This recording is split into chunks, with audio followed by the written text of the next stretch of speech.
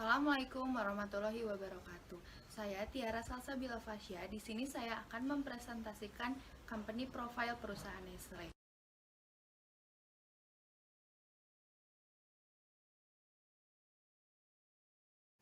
Moto Nestle Good Food Good Life sendiri memiliki arti yaitu menggambarkan komitmen Nestle untuk senantiasa menggunakan ilmu pengetahuan dan teknologi untuk menghasilkan produk yang memenuhi kebutuhan dasar manusia, yaitu makanan dan minuman yang berkualitas, bergizi, serta aman untuk dikonsumsi. Berikut merupakan pendiri dari perusahaan Nestle, yaitu Henry Nestle. Selain ia mendirikan perusahaan Nestle, ia juga sebagai pencipta utama susu kental manis. Berikut merupakan visi dan misi dari perusahaan Nestle. Visi dari perusahaan Nestle yaitu menjadi perusahaan produksi makanan dan minuman terbesar di dunia. Lalu misi dari Nestle yang pertama, mewujudkan masyarakat Indonesia yang sehat melalui produknya yang berkualitas. Lalu menciptakan produk-produk yang bermanfaat bagi kesehatan. Yang ketiga, memberikan informasi dan sumber pendidikan tentang kesehatan kepada konsumen. Dan yang terakhir, memajukan masyarakat Indonesia dengan konsumsi makanan yang sehat. Perusahaan Nestle mulai beroperasi di Indonesia sejak tahun 1973. Hingga saat ini, perusahaan Nestle mempekerjakan sekitar 3.700 karyawan. Perusahaan Nestle memiliki 3 pabrik, 4 pusat distribusi, dan 9 pusat penjualan di Indonesia. Nestle menawarkan beberapa macam produk seperti coklat, snack, minuman, makanan pendamping ASI, dan sereal.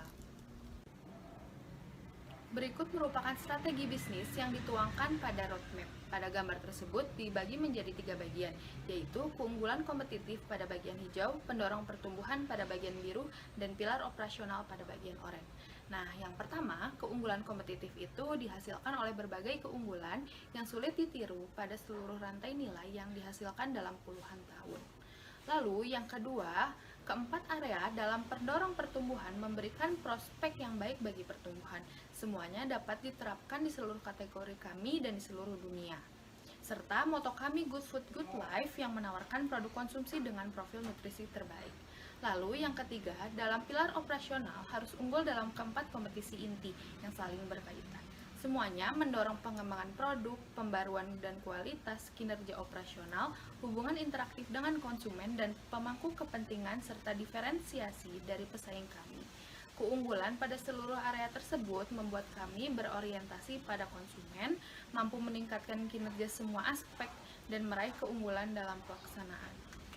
Selanjutnya, saya akan membahas analisis SWOT. Yang pertama ada strength, yaitu keberadaan geografis yang kuat dengan salah satu sumber pendapatan terbaik yang terdiverifikasi secara geografis. Nah, bisa dilihat pada diagram lingkaran yang ditunjukkan bahwa sebagian besar pendapatan di Amerika Serikat yang merupakan pasar perusahaan tunggal terbesar yang menghasilkan 28,5% dari total pendapatan.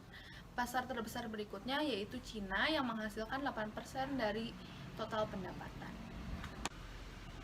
Yang kedua, ada kemampuan penelitian dan pengembangan yang tak tertandingi. Nah, bisa dilihat pada tabel berikut sebagai perbandingan. Coca-Cola Company membelanjakan 0% dari pendapatannya untuk R&D dan PepsiCo, saingan utama Nestle, hanya menghasilkan 1,2% pendapatannya untuk R&D. Nah, keunggulan Nestle dalam R&D dibandingkan para pesaingnya memberikan keunggulan kompetitif yang berkelanjutan dan kesuksesan jangka panjang.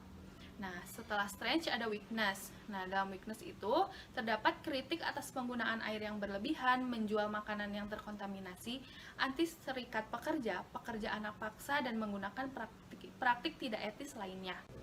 Lalu ada opportunity. Yang pertama ada transparansi dalam sumber material, lalu ada menumbuhkan pasar teh dan kopi ready to drink. Menurut laporan perusahaan pemasaran minuman, kopi RTD adalah sektor minuman yang paling cepat tumbuh di Amerika Serikat selama 3 tahun terakhir. Sementara seluruh industri minuman hanya tumbuh sedikit. Kopi RTD tumbuh sebesar 37% dan teh RTD juga tumbuh lebih dari 4% setiap tahunnya. Lalu yang terakhir ada threat. Yang pertama ada kualitas air yang buruk dan kelangkaan. Yang kedua ada meningkatnya persaingan dalam industri makanan dan minuman.